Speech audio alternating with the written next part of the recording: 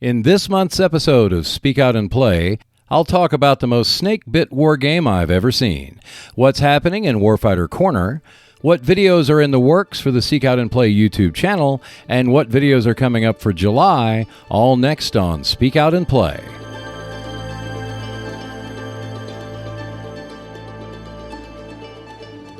Hello and welcome to Speak Out and Play, a monthly podcast for the Seek Out and Play YouTube channel.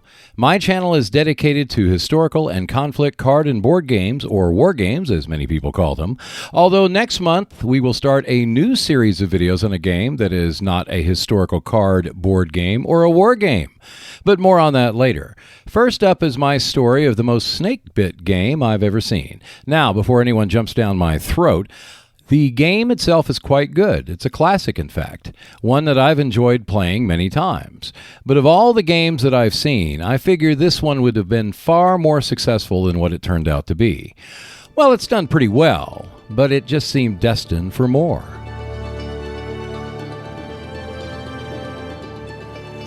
I have made many videos on Upfront, and for good reason. Although released over 4 decades ago, Upfront is one of the most unique games ever created. I've made videos that cover different sections of the rules and over the 501 City Fightin' 4 system. And recently, I created a few more rules videos that will be released on the Seek Out and Play YouTube channel over the coming months. I realize that the only major section of the rules that I haven't made a video on is the campaign game. And knowing when I make that video, it will probably be the last one for Upfront that I create, at least in terms of covering the rules. And that caused me to reflect on the game itself and its less than stellar history, at least in terms of its popularity. To reiterate, what I mean by Snakebit is that the game itself seems to have been plagued by issues that have affected its popularity and potential sales within the wargame community. Upfront was released by Avalon Hill way back in 1983, and when it was released, it was billed as the squad leader of card games, a revolutionary game that still seemed quite innovative and ahead of its time even today, a game that the creators of Upfront believed to be the next big thing. Unfortunately, right out of the gate, Upfront got a considerable amount of blowback from those who played Squad Leader. At the time, Squad Leader was easily one of the most popular war games around and had released a few expansions. So by 1983, it was expected by the fans of Squad Leader that a comprehensive rulebook would be released that incorporated all the elements of Squad Leader into one single source. And instead, they got a card game. Well, needless to say, there were lots of letters to the General, the bi-monthly magazine released by Avalon Hill, and the game itself received some mixed reviews, in large part because it was so different than the normal war games being released at the time. However, when Advanced Squad Leader finally came out, the furor over Upfront mostly died out. Soon after, Banzai, the first expansion, was released, which contained the British and Japanese soldiers, and finally, the Desert War expansion with the French and Italian forces, which rounded out the 7 nations. In the same year that Desert War was released, there was an article by Marcus Watney that appeared in The General. It was called 501 City Fightin' 4. And I've used the article to showcase the 501-point teams that were included and demonstrate the true potential of the game. What makes the article even more remarkable is that it appeared a good 4 years before Magic the Gathering was released. And while I do not believe that the good Dr. Richard Garfield read the article or even heard about Upfront, it foreshadowed a revolution in gaming years before it was released. And yet, while the 501 City Fightin' 4 article was well received, its impact was not all that noticeable in terms of Upfront play. For example, AvalonCon, which started in 1991 and became the World Board Game Championships, did have the standard Upfront tournaments based on the suggested lineup in the scenario book. As far as I know, though, it has never been a design-your-own Upfront tourney, at least officially, at the convention. Fast forward to the end of the decade, and Avalon Hill was purchased and shut down by Hasbro. Upfront, the game went into limbo until MMP tried to reprint it. And I won't dive into all the issues that MMP experienced, which included an attempt to make it a CCG or collectible card game for Upfront. But the bottom line is that after several years of trying, MMP just gave up on reprinting the game.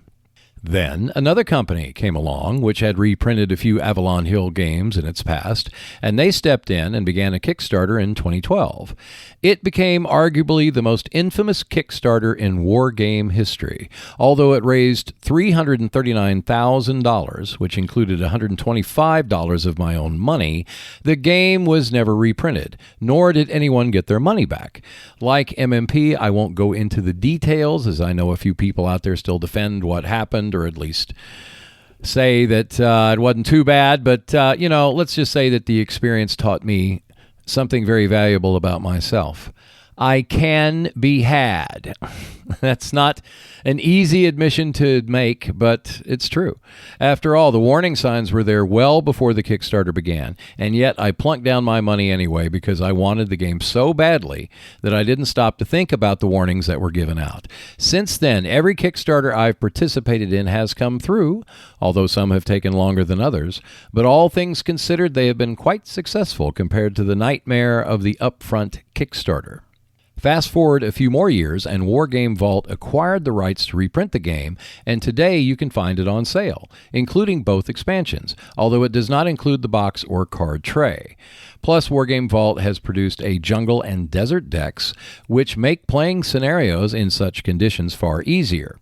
But while the game is more than reasonably priced and readily available, there have been no further new decks from the company. I have no doubt that the bad taste left in the mouths of those who also lost money on the upfront Kickstarter, of which Wargame Vault had nothing to do with, has soured many on picking up the game. And that's a shame, because if there is a card war game out there that you can build a gaming group around, Upfront would be the prime choice. While the rules have their complications, the game itself is easy to play. By the end of the first deck, you pretty much know everything you need to know about the basic game. But it's the design your own squads that give Upfront its versatility.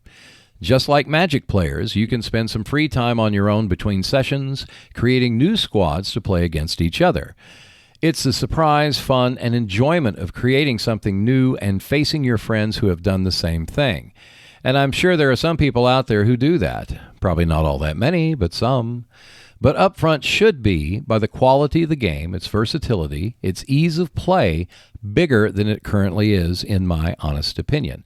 But it's not, basically for two reasons.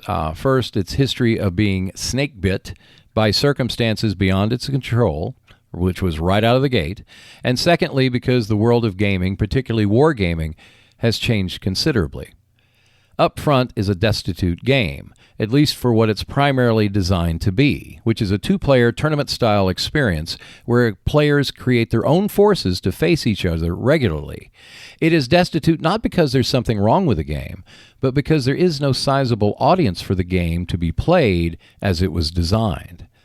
Now, it can be played solitaire. I've done a video on the solitaire rules on the Seek Out and Play channel, which were published in the Bonsai expansion. And while a solitaire game, it's not bad, albeit you could play the game two-handed with no bot, there are other solitaire and cooperative games that just do a better job, in my opinion.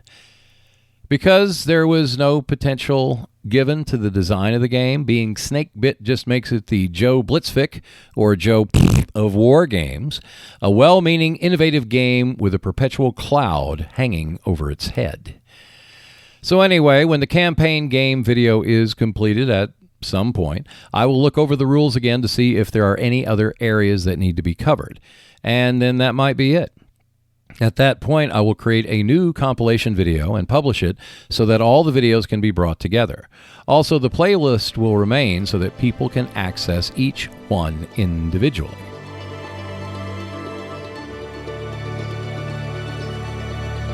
Let's start Warfighter Corner by stating what everyone who has ordered Warfighter NAM knows. The game has been printed and it's on its way to DVG, but it hasn't arrived yet, which means that it has not reached my hands. So I cannot say that I'm making any videos on the game. However, the rules have been posted on BGG, so once the game does come in, I will be creating videos on how to play, the new rules additions, and any play examples that may be included in the rulebook. So that means I'm concentrating more on Warfighter 29, a series dedicated to creating 29-point teams for Warfighter missions. This series serves two purposes. The first is to showcase a quick play version of the game. The second is to help players create teams so they can start their standard missions faster. For example, if you were looking at playing a 60-point mission, then all you got to do is combine two Warfighter 29 teams from the same nationality, and then you just have 2 more points to allocate, and that's it. That means you can start playing larger missions right away. Just assemble your teams and go. And speaking of going, what is in the works for the Seek Out and Play YouTube channel?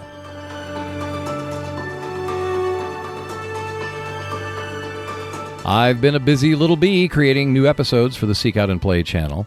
At the end of last month, I created a couple of Warfighter 29 and 2 upfront videos. This month, I have produced 8 videos. As mentioned in Warfighter Corner, 2 Warfighter 29 videos are being created for Finland and Russia, respectively. They will be released in December for the Winter War month, and in April, which is East Front month, on the channel. And now for the first in a series of videos focused on a single game. Each month I select a game that I will create from 4 to 6 videos on, and this month it has been 6 videos on a game that I thought would never make it to the Seek Out and Play channel. A couple of months ago I did a podcast on Fortune and Glory, a game that I had seriously considered featuring on the Seek Out and Play channel, right up there with Warfighter. What held me back was that the rules themselves were badly in need of revising, and the 2 expansions were promised by the company, Flying Frog Productions, to be released in the fall of 2018.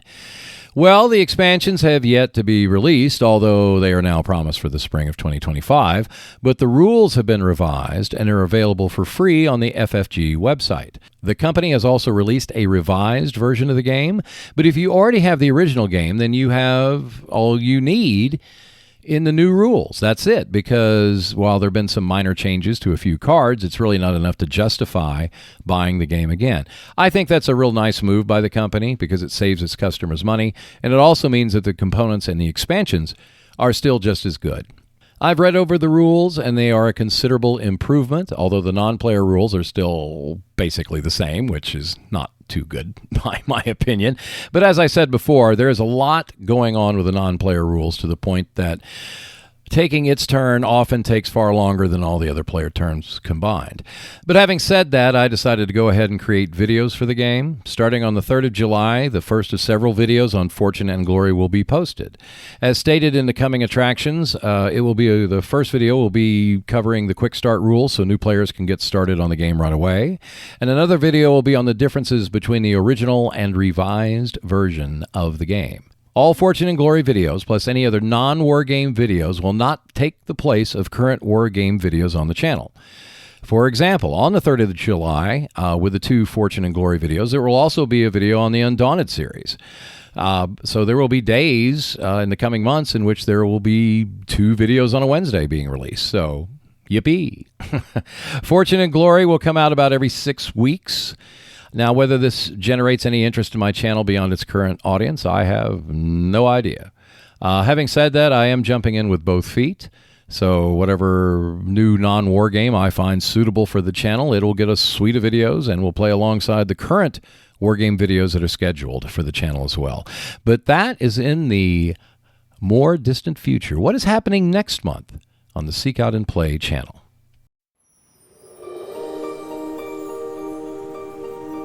For the first Wednesday in July, Seek Out and Play presents a triple feature.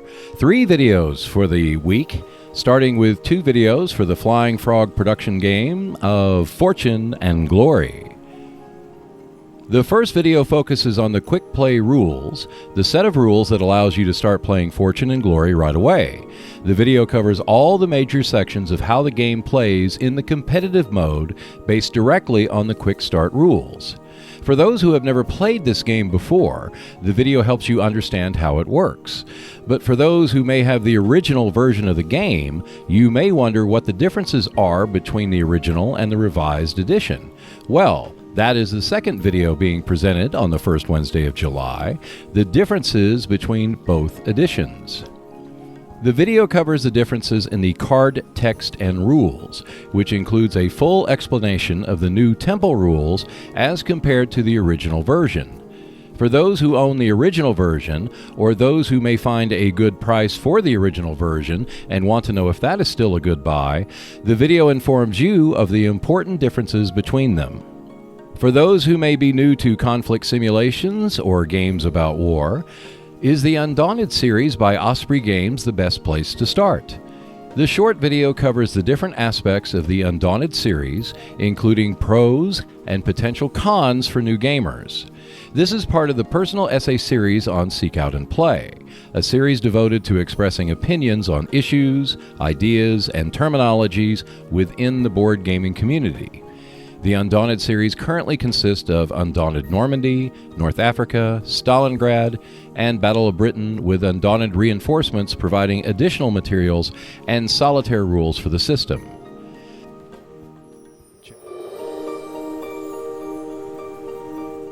For the second Wednesday of July 2024, Seek Out and Play presents the Warfighter 29 series featuring the forces of Germany. This short video provides an example team for playing within the Warfighter 29 system. The video covers the example team created for German forces, which is focused on the early years of the war, plus modifications that make it suitable for the latter years of World War II. Warfighter 29 is a series designed to provide smaller, more manageable teams for the Warfighter system. Plus, different teams of the same nation can be combined to create larger forces for bigger missions. For the third Wednesday of July 2024, Seek Out and Play presents Upfront the Team Rules. The video covers how to play upfront with 3 or more players. The team rules divide the game into 2 sides, with players pairing up to play separate games. The video includes how the line of sight divider works, how firing weapons between the games can be performed, and the victory conditions and how to continue the game when one side is completed. Upfront is currently being released by Wargames Vault, but was created by Avalon Hill. The game is man-to-man combat during World War II.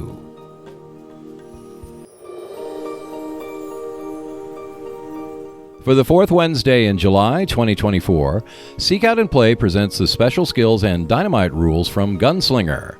The video covers optional rule number 6, which includes how to use the dynamite so you can blow your opponents to kingdom come in the game. Plus, the rules for Sharp and Eagle Eyes are demonstrated, which expands the ability of players to see and hit targets. Gunslinger is an out-of-print game by Avalon Hill, a man-to-man tactical game set in the Old West. Gunslinger offers a wide range of scenarios for those interested in this unique period of history. Check out more videos on Gunslinger when you visit the Seek Out and Play YouTube channel. Also, there is the Speak Out and Play monthly podcast that you can find on Buzzsprout and Spotify. Plus, Patreon members get access to new videos and podcasts at least 48 hours in advance. A new video is released every week on the Seek Out and Play channel, so I will see you next Wednesday.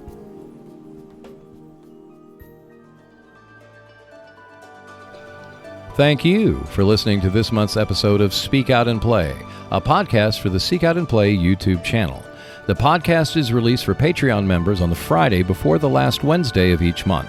The audio version of the podcast is then released on the Monday before the last Wednesday of each month on Buzzsprout and Spotify, while the video version is released on the Seek Out and Play YouTube channel the last Wednesday of each month. Seek Out and Play produces a new video every week, so I will see you next Wednesday, and if you see Sally, bring her all the way home.